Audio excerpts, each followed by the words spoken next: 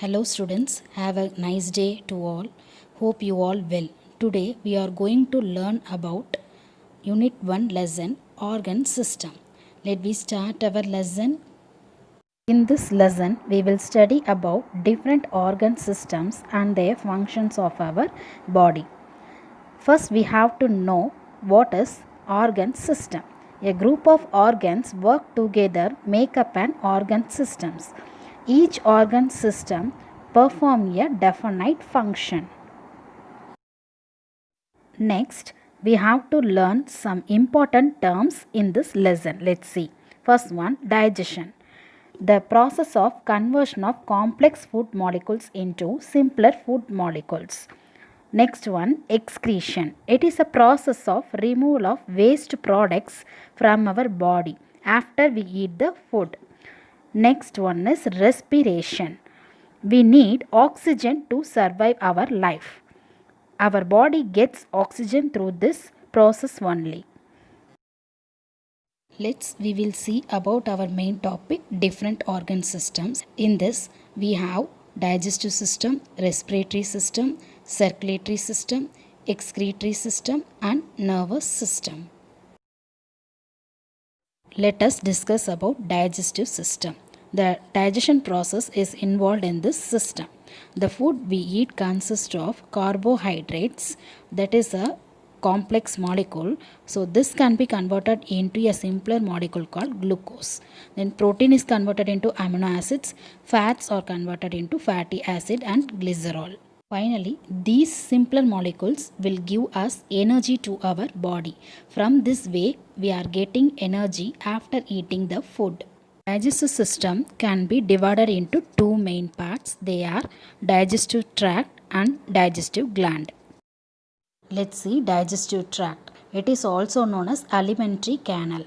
It is coiled muscular tube. It is about 6 to 9 meters long and it consists of many specialized divisions.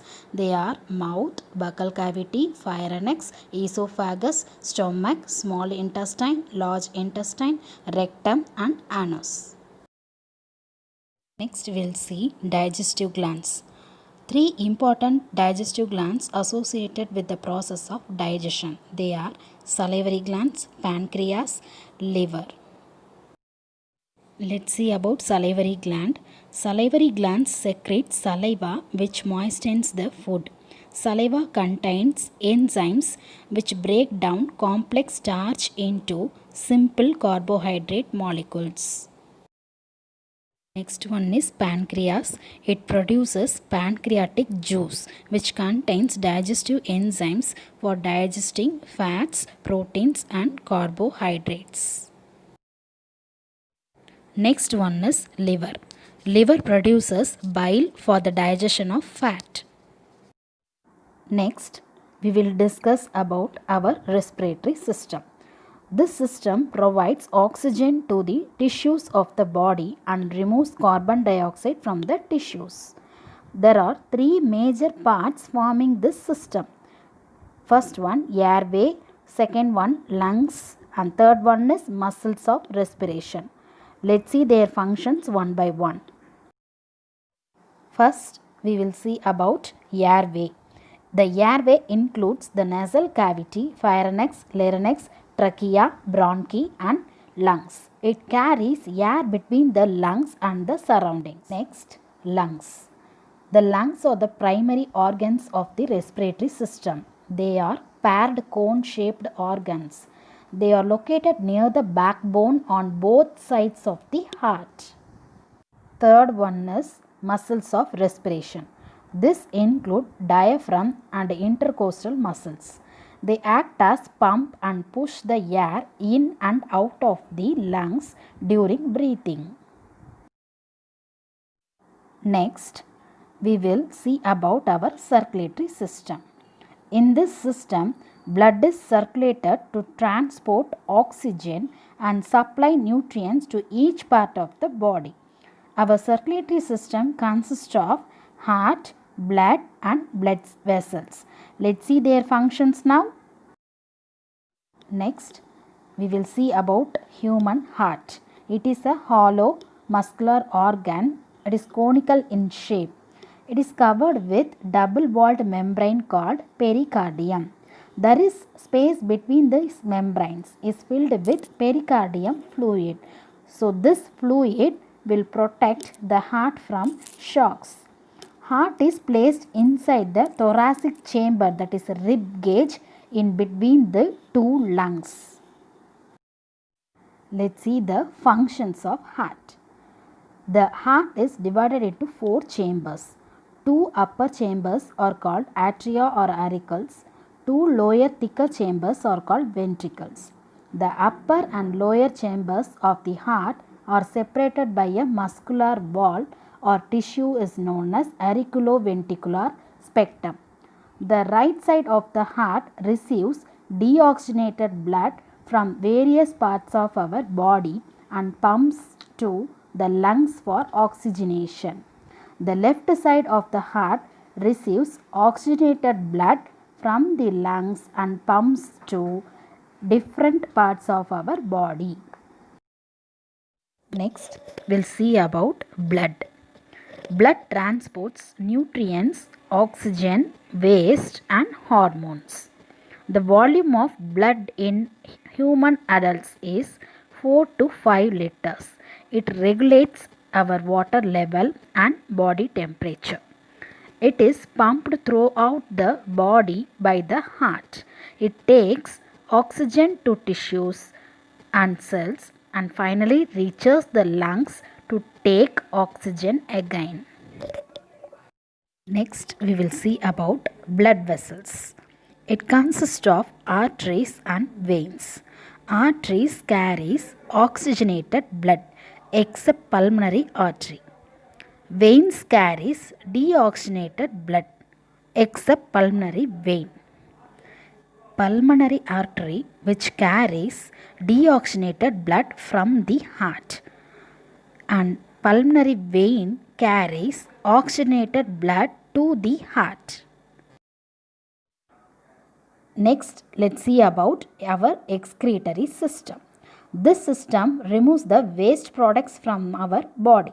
It also regulates water and electrolyte balance. So, which all excretory organs? Kidneys, lungs, liver and skin.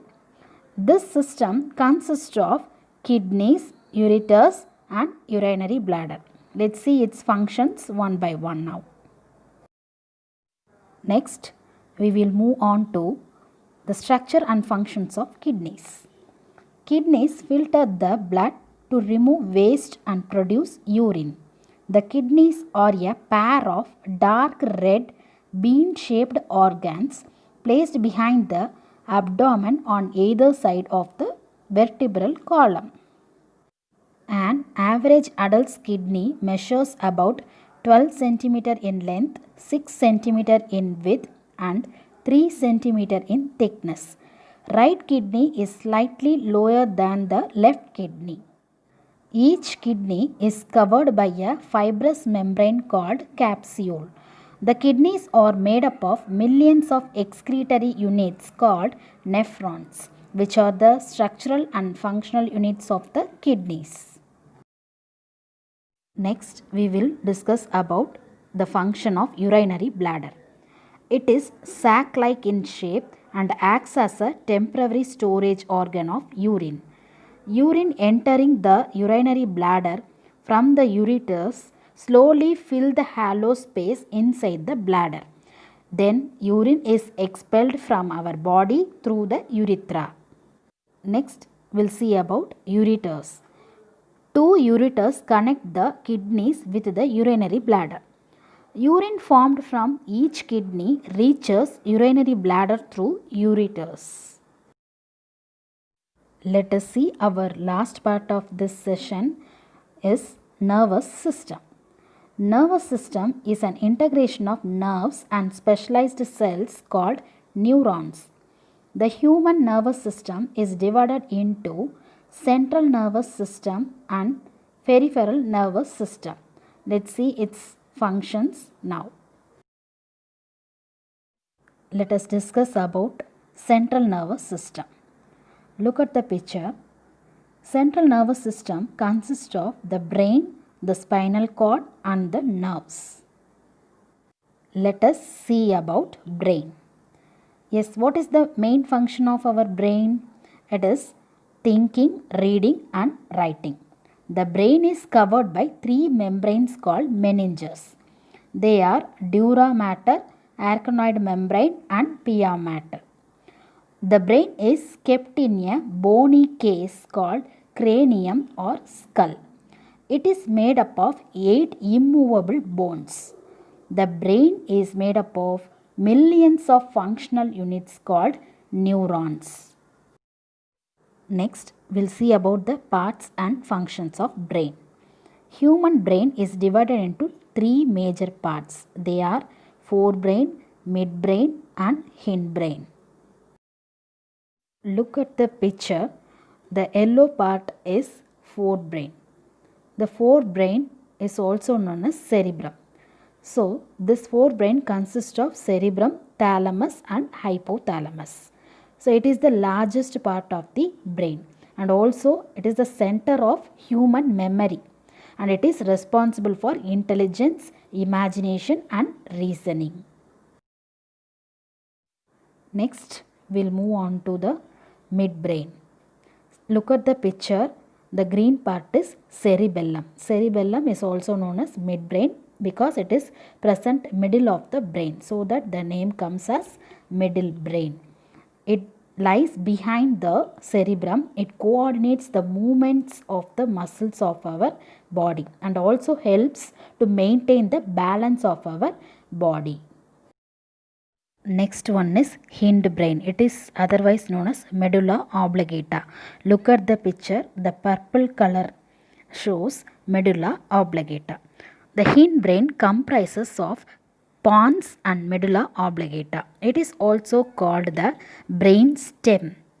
It is called vital knot because it controls breathing, heartbeat and other involuntary muscles. It connects the brain to the spinal cord. Next one is spinal cord. Spinal cord is along a tube-like structure which extends from the brain. It lies within the backbone of our body. Next, we'll see about peripheral nervous system. Peripheral nervous system consists of nerves extending from the spinal cord to all parts of our body. It is made up of two main parts, somatic nervous system and autonomous nervous system. Somatic nervous system carries sensations from the organs to the brain and take messages from the brain to the organs for movements.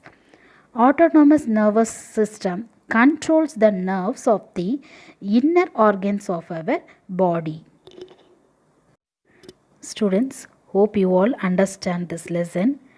Do the evaluation by yourself. Thank you.